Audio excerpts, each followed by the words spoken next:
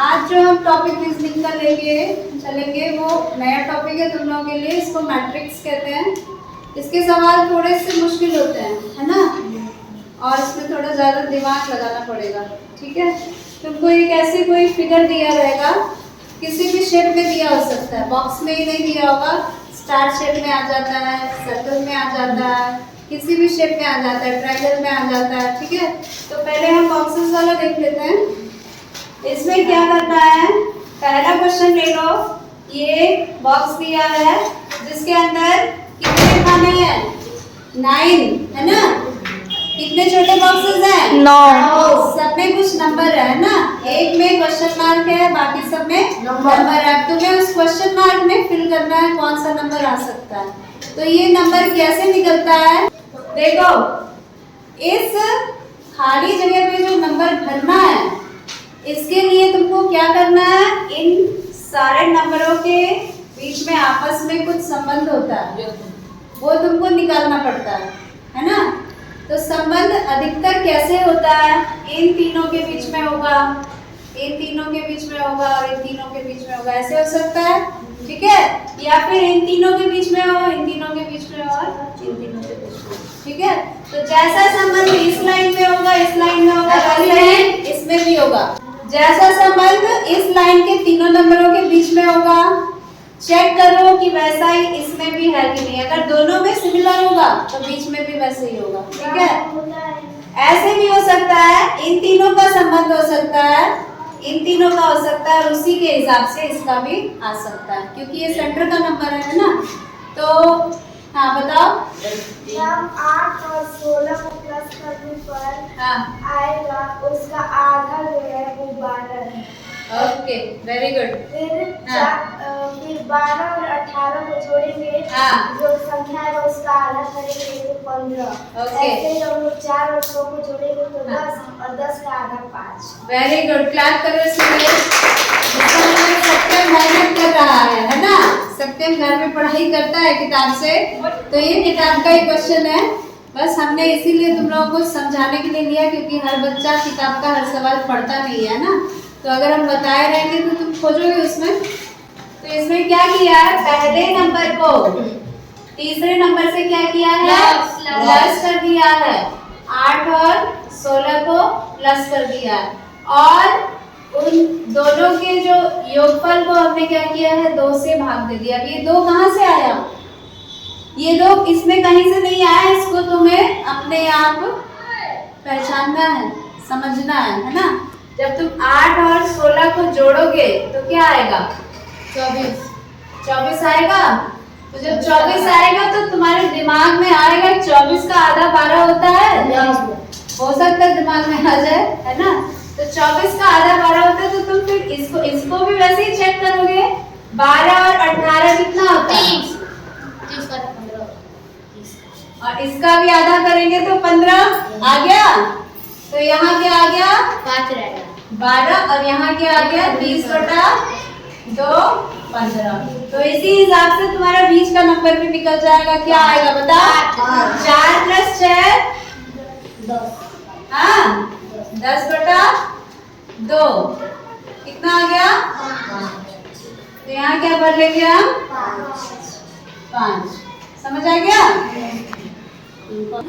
देखो यहाँ पे क्वेश्चन मार्क दिया है, और ये नंबर्स हैं 216, 343, 262, 413।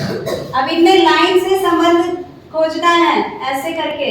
हम बताएं, क्योंकि ऐसे करके संबंध हम बताएं, ये सारे नंबर बड़े बड़े हैं और ये छोटे हैं, तो संभवतः संबंध इन्हीं का आपस में है ना, खड़ी लाइन वाली। ठीक है, बताओ सुरभि। मैम 4 और 2 को प्लस करेंगे तो 6 आएगा, और 6 का क्यूब 216 होता है। शाबाश, वेरी गुड, क्लैप करो सुरभि के लिए। ठीक है, तो हमें क्या करना है, 4 और 2 को प्लस करना है। कितना हो गया, 6, और 6 का क्यूब करेंगे, यानी कि 6 गुणा 6 गुणा 6।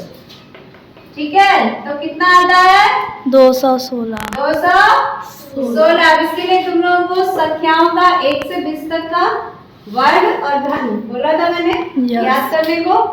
हाँ, उसका टेबल हम भेज देंगे तुमको व्हाट्सएप ग्रुप पे, है ना, उसको लिख के याद करना। कॉपी में अपने लिख लेना 1 से 20 तक की संख्याओं का वर्ग और 1 से 20 तक की संख्याओं का घन, पहाड़े, ये सारी चीजें लिख के रहो, याद करते रहो, ठीक है। 1 और 6 को जोड़ा 7, है ना, 7 का घन 343, 7 का घन 343, वर्ग नहीं बताना है, घन बताना है ना, यानी कि 7 गुणा 7 गुणा 7, कितना आएगा 343, आता है ना। अब 3 और 2 को जोड़ो 5, 5 का घन 125, 125, तो तुम्हारे यहाँ क्या आ जाएगा, 125। ये तुम्हारा आंसर हो जाएगा, इधर आ जाएगा, ठीक है। Yes ma'am. बहुत मुश्किल नहीं है, ये भी आसान है, ये भी उसी तरह का है, कुछ अच्छा बताओ। Yes ma'am. 8 का क्यूब किया गया तो 512। हाँ, ऊपर वाली जो भी संख्या दी है उसका घन करके नीचे लिख दिया गया है। तो अगर तुमको घन याद होंगे 1 से 20 तक के तो कितना आसान हो जाएगा, ये देखते ही तुम जान जाओगे ना, Yes. है ना। तो 8 का घन 512 है, 9 का घन 729 है, 7 का घन कितना है 343, तो 7 का घन हो जाएगा 343, ये तुम्हारा आंसर आ जाएगा यहाँ पे लिखने के लिए, ठीक है। इस क्वेश्चन में कुछ समझ में आ रहा है, नंबर्स की ऊपर से नीचे आओ तो इनमें कोई संबंध है या ऐसे कोई संबंध है, बताओ। किसी ने इस तरह का क्वेश्चन दिया है कभी, बोलो।